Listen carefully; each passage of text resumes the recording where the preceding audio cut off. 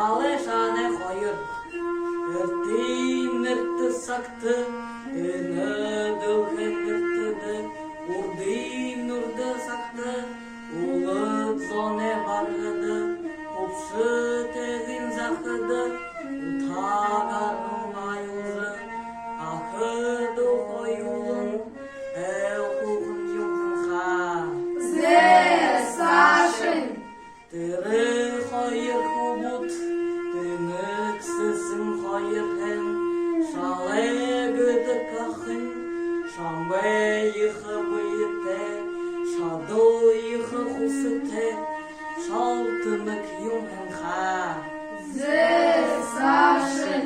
Du hubun şane, durun sesin ukate, onsı mırgın harbate, sesin yumhen ha.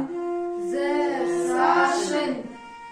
Sesin duşanen şaltını kahya, ulgaya uzı kıynil gıybı, zangaya harı kıynil gıybı, tınık şale osızı, tırı ulgaya uzı kıdın, kani hayır şandahın, kakışın meyvıhan, Ze Sashin. şaltınık şale, hayır şandagaya abıcı, gayhıkın yıkır gayhıbı, elbükün yıkır elbübü, yağa heyhnu diyimdi, yağa gayhnu diyimdi, yabıcı taliyıcı harikti, mütükta taliyıcı bosukti, şandı uygur busıbı, sısın doğde yürübü, sıkıyım barın kılıbı,